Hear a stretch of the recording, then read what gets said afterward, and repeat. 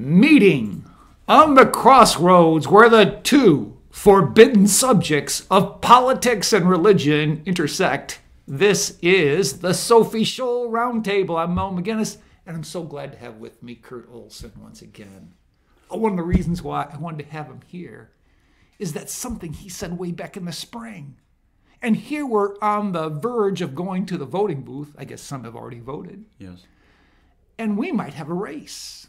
Not only a race, but a race or two, 3 or 4, 5 or 6 in New York State. Very possible. Kurt said, he said it here. Yeah, I did say it here. That Lee Zeldin Was going to win. Was going to win. Was going to win. I said it was going to be 1994 2.0. And the reason why you said that? The reason I said that, well, it was a lot of things at that time, as I recall. Part of it was just the economy stuff, and it's still there. It hasn't gone away. And I don't think there's any chance it's going away anytime soon, let alone before the election. But there wasn't, I don't know if it was the same episode or one shortly thereafter, we were talking about the incident at the bodega in New York City, where there was a murder that happens, or this guy is challenged physically, and he's the bodega owner, and someone's killed, the bad guy is killed, and the DA goes after the bodega owner. Yeah. And it's like, seriously, is that what we've come to? Right. And I believe, if my feeble memory serves me right, I only say that because I'm middle-aged in my 50s,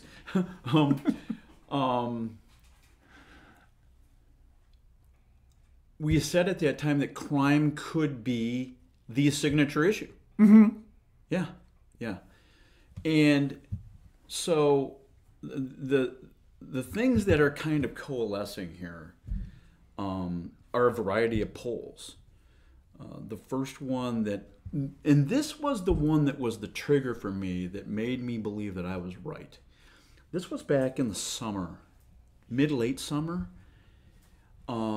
Trafalgar. Now, if anyone knows the name Trafalgar, this is the company that got the 2016 election spot on. When everyone else was saying Hillary was going to be president, they said no. They have this formula that they have of weeding out the noise. I don't know all that they do at Trafalgar, but back in the summer they said this was a 4% difference, which if you look at polling, they're usually somewhere between 2.5 to 3 and change on their margin of error. So that basically puts that as a full-on Toss-up tie. Yeah. So, and then just recently, 2 things have happened. One, there might be some people that aren't familiar with Real Clear Politics. Real Clear Politics is a website that they do a lot of different stuff. They have investigative stuff they do. They have tags or tabs that cover a lot of different things. But the main thing is politics. They do polling. They do everything from presidential approval to things going on in political races. And Real Clear News, which is one of the arms of Real Clear Politics, they moved our governor's race from a lean Democrat to toss-up just last weekend, and we're taping this on the 20th. Mm-hmm. So that happened. And then probably within 24 or 48 hours later, we find out that Quinnipiac University, and frankly, I'm going to be candid, I'm not always a fan of their stuff, but not being a fan of their stuff, and then when I read what I read, I'm like going, wow, if that's true. Several things happened. Okay, we've got, they have Zeldin leading in upstate and the suburbs. They have Zeldin by wide margin among independent voters. Whoever those people are in New York, I'm sure they exist, but whatever. And there might even be more of them since COVID, who knows. And the big thing is the third item. According to Quinnipiac University, he is at 37% in New York City. Wow. That's significant. It is, because so when Republicans run statewide, they have this number that they want to come out of New York City with. And if you don't get near it, you're basically toast. And that's happened many, many, many, many times, as most Republicans in New York probably have figured out by now. But they said Zeldin is polling at 37% in New York City. If he is just south of 40%, I'm telling you something. I would love to be the fly on the wall in the Hochul headquarters. Because anyone who's watching the campaign commercials from this lady, she's campaigning on basically a handful of things. Abortion, I'm taking away your guns, and climate change. Yeah. And she will, the fourth one is Zeldin's basically kissing cousins of Donald Trump. He voted to overturn the election on January 6th, And basically those issues are her bread and butter to basically put this over the top for her. And the other thing that this Quinnipiac poll said, the top issue in the state of New York right now is crime and public safety. Yeah. Because every time we turn around, there is a new thing happening. Right. It's coming out of New York City. It comes out of Erie County. It comes out of somewhere where a bad guy does something really stupid, and then a DA, because of cashless bail, they're back out on the street. And what's so interesting is just recently, and I forget who the name of the guy in Erie County is, the Erie County district attorney basically came out and said, we need changes to cashless bail. That's good.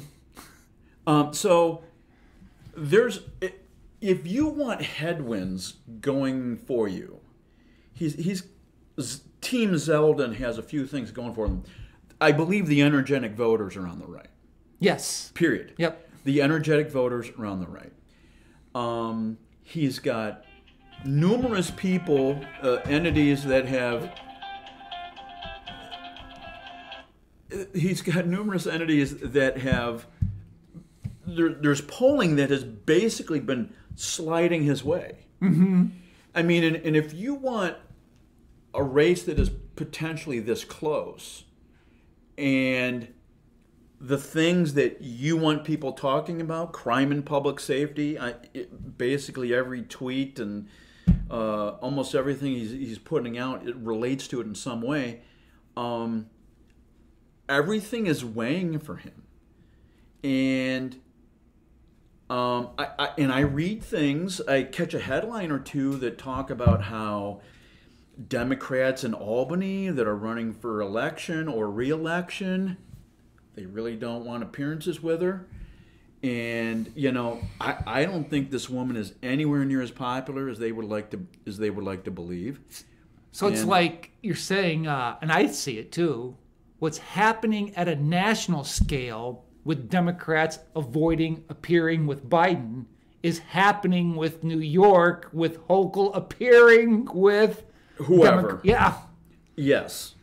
That appears to be the trend that is emerging. Yeah. And there's a lot of things that have happened in the last couple of years. I mean, as 2020 was happening, COVID was in our face. I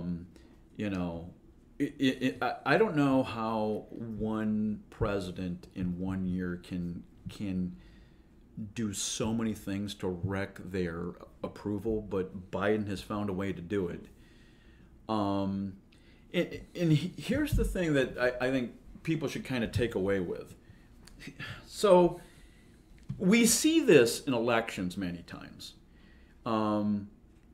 in elections like this, we heard back early, a red tsunami is coming.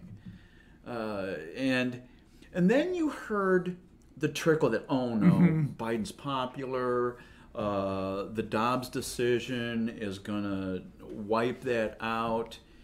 And this is always a similar pattern here, and then reality sets in, and that's what causes voters to do what they do. And are there going to be some people that vote because of the Dobbs decision? Perhaps. Yeah. Is it going to be decisive?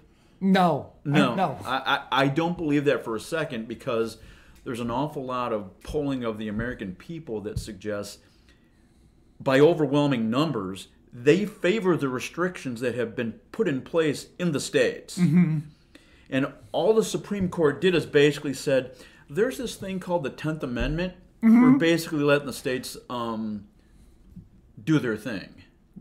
And everybody's hair lit on fire. In fact, even Hochul's campaign commercials here in the state, very disingenuous, almost flat out lies, suggesting that he wants to strip away abortion rights. He can't. They just codified it into law. Yes, correct. And I know he came out and said, I will not change the law. And we who are pro-lifers might say, where's your conviction? But I think he admits a political reality. I think he does too. How can you change it? I think he does too.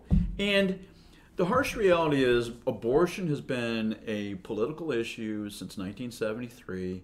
It has gained steam, and it ain't going away. And there's going to have to be a whole lot more focus on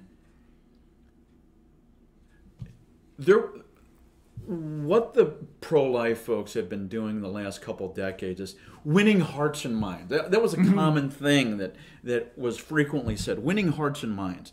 Well, in a lot of ways they did that, and ultrasound helped them do that, and a few other things. But with what the court stated in their decision, they're going to have to start kind of changing how they play this issue, because what we have now, the left is just going to lie at will and basically say states don't have abortion rights, and that's not true. Right. It's not true at all. So that's kind of where things stand. Yeah. I think with Zeldin saying what he did, again, was done out of admitting there's a political reality in the New York State Assembly, especially when they have such an overwhelming majority. They're not going to be changing their minds about abortion. So how can you get anything done? What he can do is reverse what Hochul has done in providing all this money for abortion providers. Yes. And if you look at some of the other statewide races, there is talk that the AG's race, Letitia James and Matthew Henry, that I've seen some polling that says Henry's ahead of her. That would be amazing. That'd almost be more incredible than the governor. For the GOP to potentially win the AG's race as well would be astronomical. Frankly, I wish that happened during COVID. But then you have the comptroller. Don't know what's going to happen there. You have the U.S. Senate race. Are people tired of Chuck Schumer?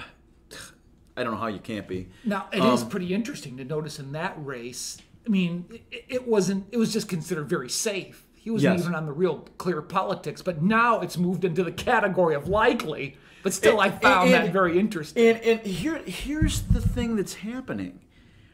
I think as the mood has kind of set in with it, okay, we have a railroad strike that might happen. That won't be decided until after the election. There are some bad things. Almost every good in this country is moved by rail. If there is a strike, there is going to be some serious hurt that happens. So a guy who's so pro-union and Joe Biden has yet to figure that one out. We still have inflation that isn't going away. There was just reports just last week. it was higher than everybody expected it to be. So some of the hardship that people are feeling, it's not going away. It's not going away. And I've seen headlines off and on over the last 6 months from a variety of either prominent big banks or others on Wall Street basically saying hiring freezes and layoffs are coming. And just recently, a headline that emerged that Bank of America was saying we could start seeing 175,000 Americans losing their jobs every single month. And some people say that estimate's conservative. So when you take that kind of rhetoric into account, compounded by the fact that COVID created so many changes with employers, if you know someone who owns a business, they need people to work, and they're not getting them. And there's a lot of factors going on here. And the idea that they're going to go away, or even a Republican Congress would miraculously just no, it's not going to happen. Not happening. Yeah. Not happening. Yeah. So, wear your hard hats, folks. Put your seatbelt on. Yeah. It's going to be a bumpy road. Yes, I agree. Let's wrap up here. So you think Zeldin really has a good shot at winning this? Absolutely. I'm seeing 3 to 7%. Wow. You heard it here, 3 to 7%. And if it goes 7%, Democrats will be cowering in the corner, wondering what they did wrong. And what about the Letitia James Henry race? I don't have as much a beat on that. Yeah. As much as I would love to see a second statewide seat go red. I don't have a beat on that. I would love to see it happen. Yeah. Absolutely, positively. And for everything that I know, Matthew Henry doesn't have a lot of money.